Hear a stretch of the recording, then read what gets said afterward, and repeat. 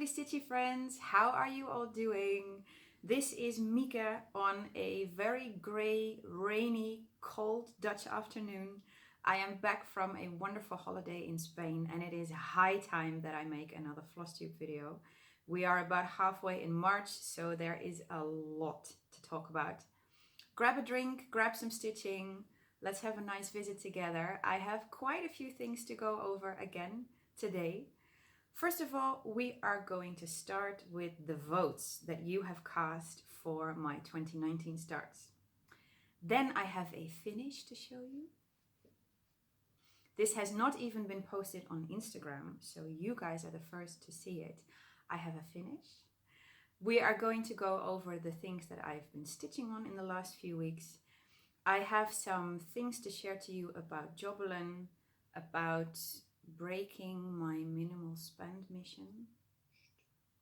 I have people to blame for that, as I always do. There's loads of things to talk about stitching wise, and as per usual I will leave the live updates to the end. Let's start with the votes that you cast. I want to give a massive thank you to everybody who voted for their top 3. I showed you 17 kitted up projects ready to go that might be possible starts this year, and I asked you to pick your top 3. Many of you have voted, thank you for that. Many of you also motivated your choices, which was so lovely to read in the comments. Many of you also wrote that it was very difficult to choose, and I agree with that. It's also difficult for me to choose. And what was really fun was that during the first 2 weeks after my video, the rankings would change on a day-to-day basis. Sometimes the sampler coves would get a lot of votes. Sometimes the full coverage designs would get a lot of votes. It went all over the place. It was so nice to see all your different preferences and stitching styles. And then after about 2 weeks, slowly but surely, a top 5 started emerging. I will show you the entire ranking in a second, but let's go over the top 5. In 5th place, you have voted for The Birds and the Bees by Ink Circles, on a hand-dyed fabric by Barbaro Creations with DMC color variations 4025. Thank you. This was definitely one of my favorites for this year as well. In 4th place, which I was so happy about, Sampler Cove Spanish Blue in my Caribbean thread conversion with the cold for magnolia linen and beautiful blue threads by Threadworks and Glorianas. I can't tell you how excited I am about this one. This is I don't have a definite number 1, but this was definitely in my own personal top 3. 3rd place, the other Sampler Cove pattern, Double Touch, on the cold for linen in the cold for Glorianas. 2nd place, a project that I have started recently, if you've been following me on Instagram, Ink Circles Woodland Vines. This was also definitely high in my personal list, so thank you. And then, in 1st place, drum roll,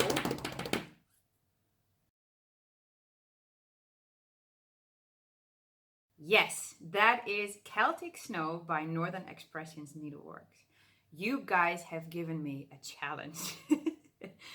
I told you in my previous video that I was a bit intimidated by that dark blue fabric, but that I still very much love this design and that it is the oldest kitted up project that I have.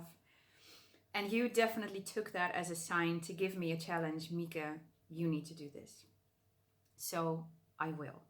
I'm not going to start it anytime soon because we are slowly but surely moving into spring here, even though it doesn't look like it at all at the moment. We are moving into spring. So my thoughts are not at all on winter designs, but this is definitely going to be a start later on in the year. That was the top 5. I will now put in a picture of what the entire ranking looks like.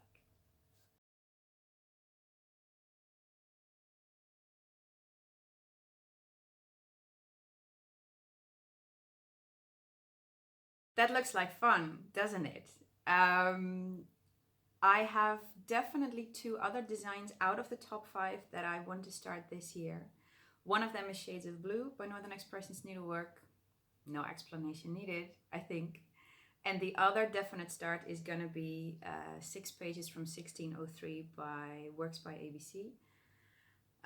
One, because it is an Arlene pattern and I've been wanting to stitch an Arlene design for quite some time.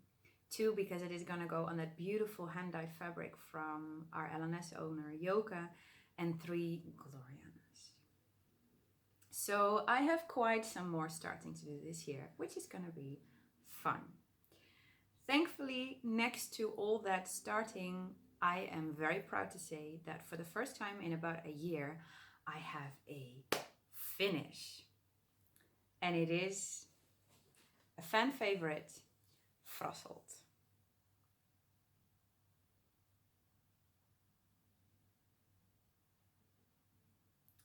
I'll zoom in close so you can see.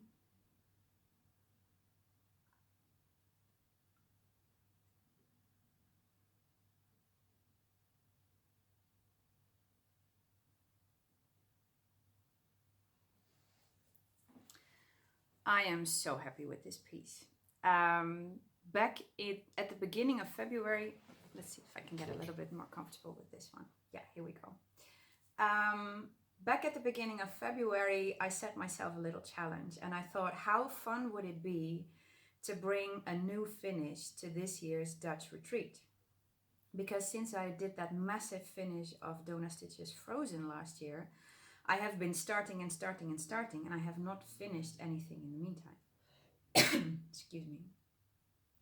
And Frasselt was, first of all, definitely a favorite both on Instagram as well as here on YouTube. And it was pretty close to finishing. I was over halfway done. So then I set myself a challenge and I thought, how much fun would it be if this would go on the finish table during retreat? And I did it. Oh, I'm so happy with this one. This is a pattern by Joke Trebbe-de-Nijs, our LNS owner, as you know.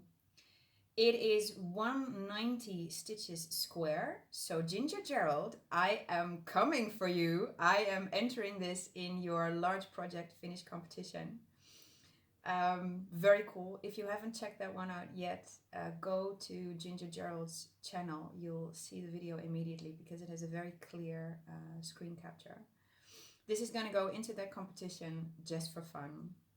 And it's going to go to retreat. And I have stitched this, as you all know, in 2 beautiful shades of color and cotton. So let me put this away while I show you those.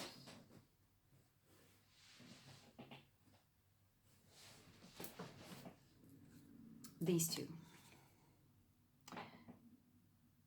two. The beautiful Galactic and the equally beautiful Caribbean. Angela, color and cotton, I've said it to you many times, but you are a color genius. Thank you for providing so much fun with your beautiful threads. I can't recommend you enough. That was my finish. That was the majority of what I stitched on in February, and I am so happy that I accomplished that. I literally finished it last night. I've put a video up on Instagram where you see me putting the last stitch in. And I thought, oh man, yes, now that it's finished, I really, really need to do another Flosstube video. I'm super excited about that one. Next thing I worked on in February was the Linen and Threads Mystery Stitch Along Peacock Garden.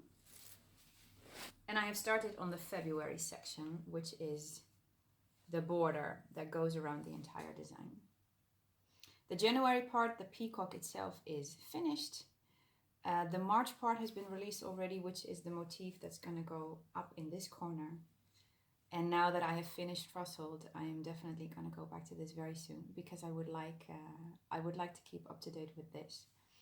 The peacock is stitched in this beautiful Silks for You, Hank, which is PR103, 202. And for the border, I have used a blend of threads. Yes, you heard that right. I am blending threads.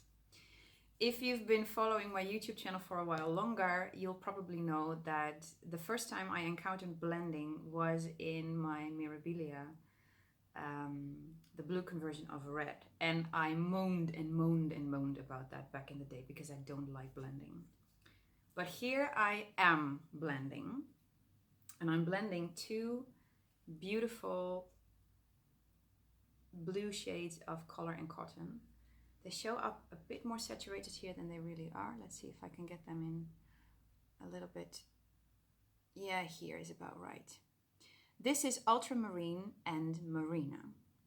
And now you may ask, why are you blending threads? Why don't you just use something else? Well, first of all, because I wanted to stitch this piece entirely from stash. And I wanted the border to be highlighting the blue shades that are in that Silks for You strand, Silks for You hank, sorry. And secondly, because I calculated that this border part needs more than one skein.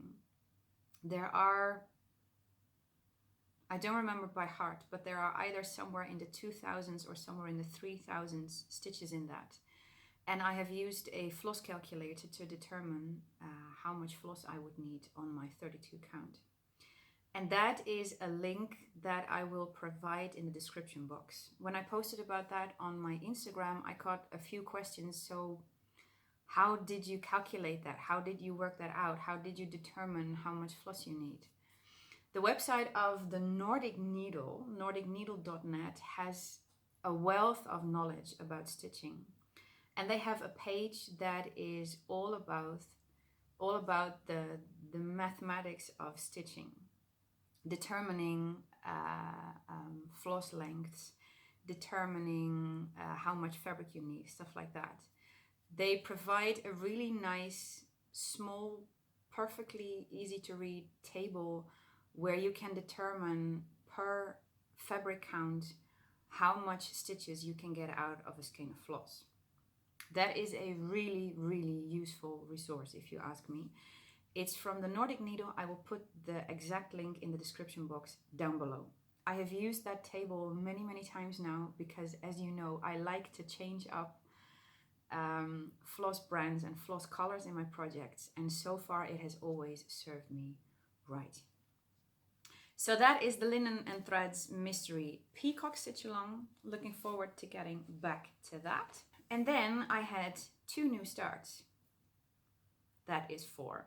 2 new starts in February. And both of those I dedicated to the travels that I made.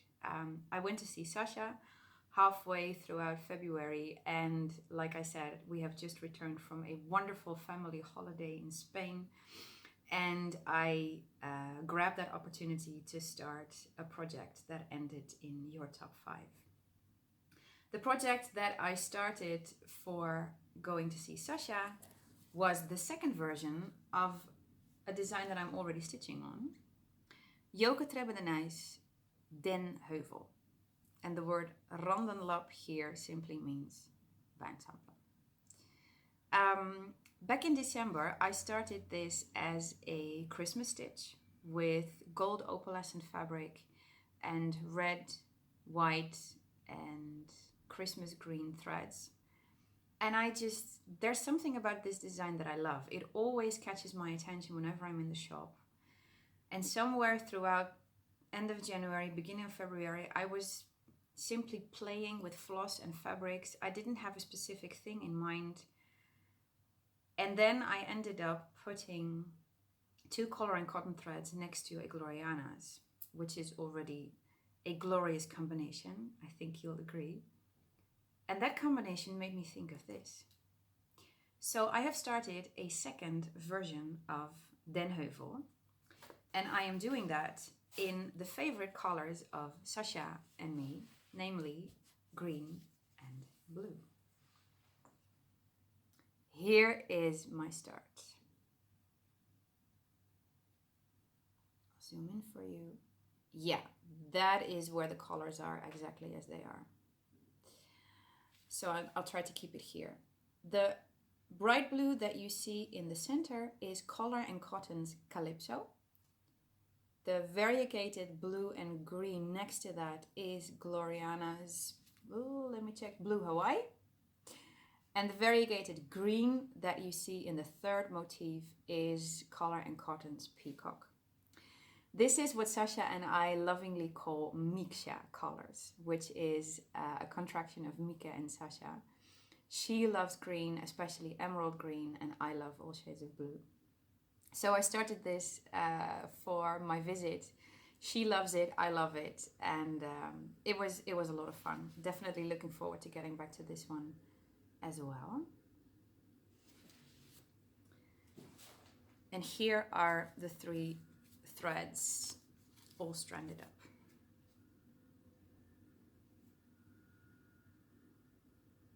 Gorgeous, isn't it? And then for our holiday in Spain, I decided to pick the number 2 of your votes for my 2019 stars, Woodland Vines. I got massively enabled to stitch this project at last year's Dutch retreat when Dunya, Passion for Crafting, brought that as a whip. And it is just, it's lovely. I love the swirls, I love the geometry, I love everything about that. I have changed the fabric.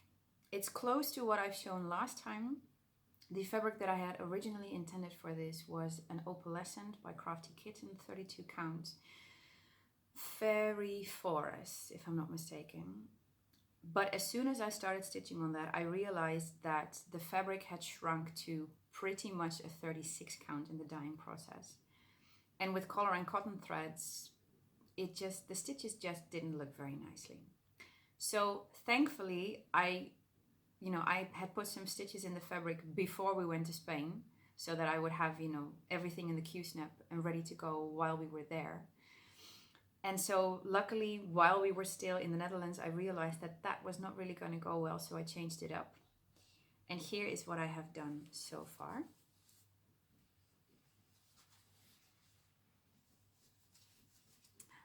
The lighting is not really helping me today. I don't know what's happening, but it's very difficult to show fabrics and threads as they are. That's about it, I think. This is Color and Cotton's Caribbean again, the thread that I had already picked, and I think it's absolutely perfect for a project like this. And this fabric is 32 count Jobelin in the June 2017 Fabric of the Month, also by Crafty Kitten. I was never part of her Fabric of the Month clubs, but she sold specific fabrics on YouTube, and I think she still does that sometime. And I put my name down for this, and I won this one, and I bought it. It is very lightly variegated. It is mostly blue, and it has little splotches of light green in it. I love how the color and cotton threads just, they jump right off it. This is wonderful to stitch on. Jobelin, as you know, is one of my favorite fabrics out there. So I am looking forward to also bringing this piece to retreat. And maybe if Dunya wants to, she can bring her Woodland Vines and we can stitch on this a bit together. That was my second new start. And that was all the stitching that I did in the last few weeks. But we are not out of the stitching stories yet. The first thing that I have to talk to you about is Jobelin. And I have a question. Back in December, I bought of 123 Stitch a couple of pieces of 28 count Jobelin as possible fabrics for Shades of Blue by Northern Expressions Needleworks.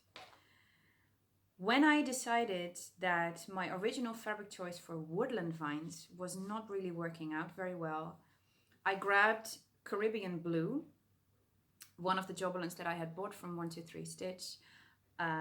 The Caribbean thread from Color and Cotton bounced off that really well as well. I started stitching on that and I quickly thought, something's wrong. It doesn't feel like the Jobelins that I'm used to. It doesn't look like the Jobelins that I'm used to. And the stitches don't really look very even, actually. So after about 20-30 stitches, I took out my centimeter, my measuring tape, sorry. I started measuring the proper fabric count, and I ended up with all of these fabrics being 28 count width-wise and 25 count height-wise. This is not even weave. And I have a question about that. Jobelin is a witched fabric, and I know that witched fabrics have a reputation of being uneven even weaves. But I had never seen that happen before in Jobelin. And all the Jobelins that I've bought here in the Netherlands or in other European stores have never had that problem. They are perfectly even weaves. They feel different. They have a thicker consistency. Does anybody know if there maybe is a difference between European and American Jobelin? I'm just putting it out there. Maybe somebody can help me out. I was disappointed by that because I have bought 4 pieces, 4 fat halves. So that's not exactly the kind of money you spend at the dollar store, let's say. And these are beautiful fabrics, but I cannot use them for geometric square designs because it will show. I still like them. They will go in my stash, and at some point they will show up for a design that is not a geometric form or shape or square. But I just wanted to put this out there, and I would like to see if anybody maybe can tell me a little bit about this. That was my Jobelin talk. Next subject on my list is a confession. I have broken my Stitch from Stash ban. I have put a dent in my minimal spendings mission. But I have a person to blame. Hashtag Jessie Marie made me do it. In one of Jessie Marie's videos in February, I believe, she mentioned that Tilton Crafts had re-released the artwork that they have charted by Takaki. And it looked like it was just a limited amount. So I ran to that website. I ran lightning fast. I didn't even think about my minimal spend mission, and I bought this beauty.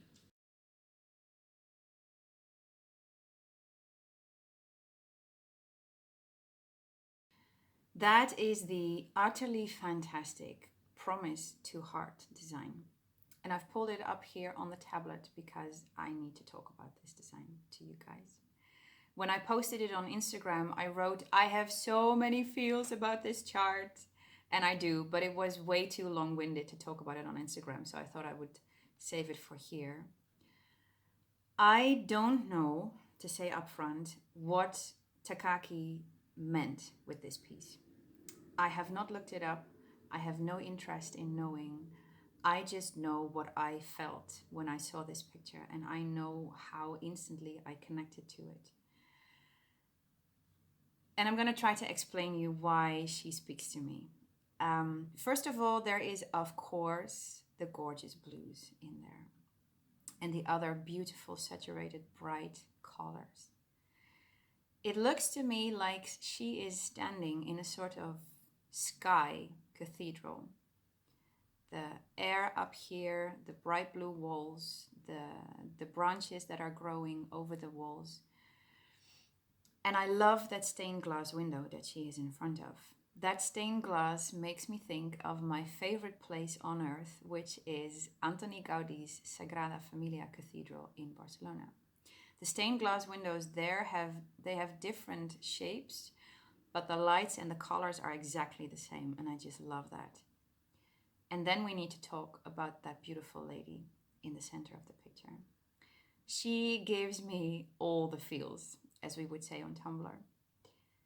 She looks to me like she is standing in the middle of a storm.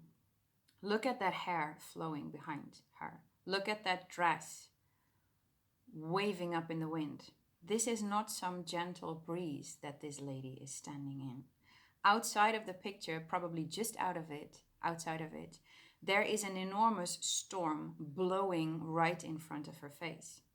And you can see by her posture that she is trying to face it. Her head is down, her gaze is downwards, her shoulders are back. She has a strong posture. That makes me think of me. Not that I would in any way say that I am this lady, but the metaphor of going through a storm in your life and trying to stand fast and stay strong and stay true to yourself is something that very much applies to me these months. And then look at what she's holding. In her left arm, she has a beautiful bouquet of flowers, and the wind is throwing some red petals out of it. It is a strong wind that she's facing, but she holds on to that bouquet. And on her right, it seems like she is a warrior. Look at that pose with the shoulders back and the arm stretched out to the back, and that sort of glass crystal, enormous, huge, intimidating spear that she's holding. She looks to me like a very romantic girl and a warrior at the same time. And somehow this speaks to me enormously, and I'm going to try to put my thoughts into words. Very often when life throws difficulty at us, when we are, facing a huge big storm, us women tend to lose the softness and sweetness and kindness of our nature. We sometimes lose that bouquet of flowers. And we become bitter. We become hard. We shield ourselves against the world. We throw away the beautiful bouquet, which is, in my opinion here, a metaphor for the sweetness and softness in our nature. And instead, we throw that bouquet away and we use that hand to put a shield in it. We become warriors, full-on warriors to survive. And this picture shows both. It shows soft, delicate, romantic femininity, as well as the tough and incredible and warrior side of femininity. And I love that. I identify myself with that. And I know, of course, that the whole gender theme is highly sensitive these days. It has become a political subject. I'm not trying to venture into those waters. I wouldn't even have the proper English vocabulary to talk about that in a politically correct way without hurting anybody's feelings. I am just saying that this is how I feel about myself. This is how I feel about me being a woman, how I look at that and how I try to celebrate that. It's not for nothing that I so love Latin dancing. I love how it is, in my opinion, a celebration of the sensuality and sexuality and enormous strength of women. Anyway, back to Takaki. I love this picture. And I could talk about this picture for probably a full hour, which is not what I'm going to do. But this speaks to me. When I saw it on the Tilton website, I instantly put it in my cart. I had to have it. This has so many metaphors that I apply to myself and my life where it is right now. And when I posted this on Instagram, Denise, one of our German friends from last year's retreat, wrote that she also bought a Tilton Crafts design in those days. And we have decided to start those together at the upcoming retreat in April. So this is going to be another new start coming up. And now I will stop rambling about this one. But I hope this was interesting for you. I couldn't resist sharing my thoughts about this piece. Love it. Can't wait to start it. And then for my upcoming stitching plans, I am very much feeling the beckoning call of full coverage. That has to do, of course, with Tales and Crafts. It also has to do with Sasha, because Sasha mentioned to me while I was there that she loves my Heaven and Earth's Mini Celia that I have not worked on in forever. She said, "This is my favorite whip of yours." Okay, that is very good motivation for me to get this back out. I was also inspired by Katrina from 1,000 Needles, who does the most amazing full coverage designs. If you haven't checked her out yet, I'm of course linking everybody down below here. So please pay her a visit. She is a relatively new Flosstuber. She started doing Flosstube. Oh, please excuse me, Katrina, if I don't remember. Either late last year or the beginning of this year. Anyway, she's fabulous. And in last part, Jessie Marie is always an inspiration for me when it comes to full coverage. I just love, Jessie, how you tackle those.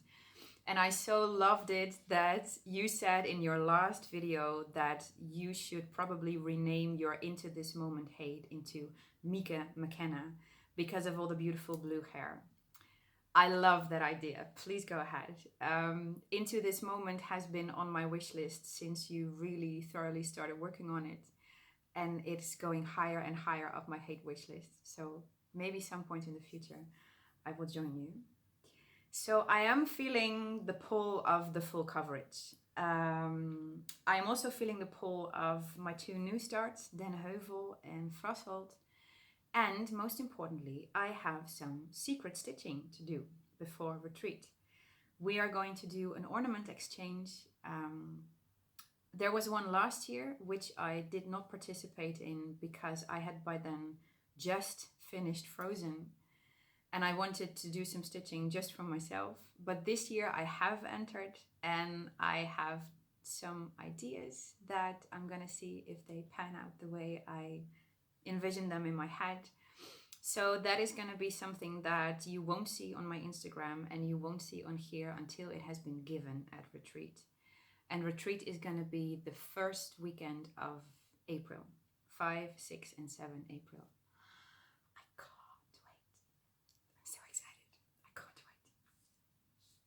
Anyway, that was, I think, the stitching. I'm checking my notes here. Have I told everything that I wanted to tell you? Yes. So now let's move on to life updates. I'm pretty happy to report that February has been a pretty decent month. There have been a couple of days where I felt really down or really panicky or where stuff happened that blew my anxiety up to the ceiling. But overall, February was a pretty decent month. In no small part thanks to, of course, the travels that we did. It was so lovely visiting Sasha and her family and seeing how my godchild, baby little Mika, has grown so much. I am so proud of that little girl. She is in quite a lot of ways like me. Sasha told me that and I agree. She is super upbeat and just happy and smiles. She walks, she talks a little bit already, and she loves to dance and she loves Latin music. This fairy godmother is very, very, very proud. She was gifted, not by me, by somebody else, a toucan toy, the bird toucan. And it plays all different sorts of Latin melodies. It has a couple of languages, including Spanish and Dutch, and she loves that toy. She plays with it all the time. And one morning when I had woken up and I came downstairs, I entered the living room and little baby Mika was standing with her back towards me in front of the table. She had that toucan on the table and she was bouncing to it. It was amazing. It was amazing. That was a great time that really cheered me up, gave me energies. And of course, our wonderful week in Spain. You know how much I loved Spain. How much I love Spain, I should say. I don't know what it is about that country, but it just feels like my second home. I so love being there. It always gives me a boost of energy and creativity. The weather was amazing. We spent the week at the southern shores. We stayed in a beautiful beach resort where you would exit your apartment and 1 minute later you would be on the beach. The weather was just exquisite, especially considering that it is officially still winter. It was 22, 23, sometimes even 25 degrees. The water was warm enough to dip your toes in it. The sand was warm beneath your feet. Amazing. And what I definitely loved is that I was away from home and from, normal daily life in the last months for a while. And that distance was really good for my thinking. I made many walks along the beach, either alone or with my family. And all the things that I've learned in therapy these past weeks, they sort of got processed in my head while listening to the soothing sound of the waves in the background. And there even were some moments where work crossed my mind and it did not make me panic. That for me is huge progress. I got thoughts about, hey, how would it be to go back to work? How would it be to start that trajectory with a job coach and to find a new job for me that will be fitting and fulfilling? And that thought actually gave me a good feeling. And that is so nice. Therapy is going well. It is, like I said last time, pretty confronting. But my therapist is wonderful and she is teaching me so much more about the workings of our brain and how our thoughts fuel our feelings and how our thoughts are rooted in the belief systems that you have and that you very often, don't consider. And I think, if I'm honest, that the time is slowly coming for me to start going back to work. Am I looking forward to that? No, I'm not. I would feel much more at ease if I knew that I had another 6 months of, devoting myself to therapy and spending my time stitching and dancing. But if I'm honest, if I look at how things are going inside my head, inside my body, then the real reasons for me not being at work are slowly but surely disappearing. And the thing that's left, and that's still screaming at me that you can't do this, is that darned escape behavior that I told you about at length last time. My escape mechanisms are still shouting at me, Mika, you can't work, you can't handle stress, forget about it, girl, you can't deal with that, you'll fail again, everybody will see you as a failure, blah, blah, blah, blah, blah. And I have to agree with my therapist that probably the best way to get over that is to bite the bullet and do it. Which is scary. I mean, look at my cheeks, I'm all red and flushed. I don't look forward going back to work. But I do very strongly realize that it might be best for me to go back to work while I am still in therapy. I told you last time that my therapist has written a treatment plan for about 4 to 6 months. We have spent 2 of those by now. So I have another 2 to 4 months to go. And she wants to help me get back to work, grow back to work. She wants to help me not fall back into old behavior patterns or old thought patterns. And in the spirit of proper self-care, I should probably take that opportunity with both hands. So am I looking forward to going back to work? No, not at all. But I think it might happen sometime this spring. I'm anxious about it. I'm nervous about it. But I have my therapist behind me. I keep in good contact with people at work. They have offered to arrange a place for me that is not my current job, but a job that is way more about the things that I love: writing, text, communications. So that's great. And I very much look forward to starting the meetings with a job coach, and to see if there are other areas of, in the work field that I might have affinity with, or that I might even have a talent for without realizing. I've known from a young age that my talents lie in the fields of language, writing, texts, journalism, communication. I've known that. I've always known that. I love that. I mean, as soon as we entered the airport in Malaga and I heard the Spanish around me and I read it everywhere, it just, oh man, that makes my heart so happy. I have an enormous love for languages. But there may be other things that I'm good at without having realized it so far. And of course, as you age, as you mature, you learn new skills, you discover new things. So I am looking forward to that part of going back to work.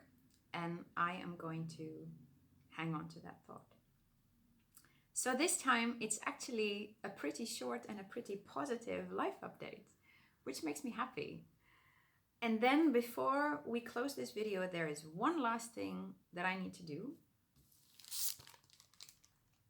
I'm going to pass the stash.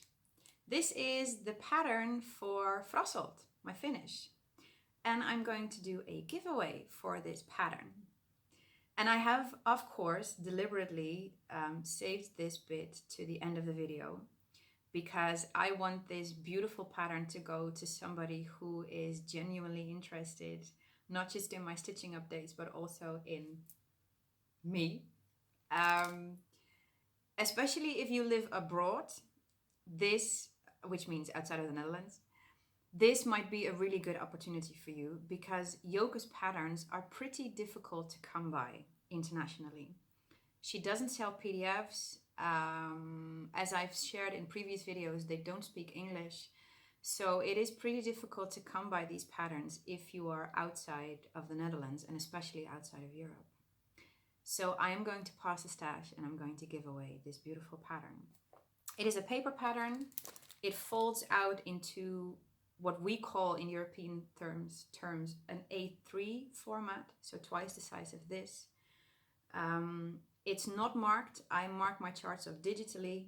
The only thing that I have done for you is that I have written on the back what the measurements are and how many skeins you need for the fabric that I've used. I've stitched it on a 30 count jobelin, and for the purple colors you need 3 skeins of thread, and for the Caribbean colors you need 2.5 skeins of thread. So that is all the writing that I've done on it. For the rest, it is a perfectly pristine pattern. And I would love this to go to somebody who is, like I said, truly interested in my channel and my stitching and me. As always, the general giveaway rules apply. Don't mention the word giveaway or anything like that in your comment. Please be 18 or over and otherwise have permission from your parents to give me your address. I will ship this anywhere in the world. It doesn't matter where you live. This giveaway will run till, what shall we do? Sunday, April 7th, which is the last day of our stitching retreat. And it is very likely that I will upload another Flosstube video shortly after that. So the closing date for this giveaway is Sunday, April 7th, which gives you a little less than a month. And in order to enter the giveaway, I would like you to answer a question, which is, what is your favorite floss color? And I don't mean red, green, or blue. I mean an existing thread. It can be DMC, so give me the DMC number. For instance, my personal favorite DMC is 3843. It can also be a fancy floss or a wool or whatever, but name me your favorite floss color. And enter before Sunday, April 7. That is my giveaway. I hope you like it. If you're still with me, I want to thank you as always for watching. Thank you for liking and subscribing. And we will see each other probably at the beginning of April after our Dutch stitching retreat. Ciao, my friends.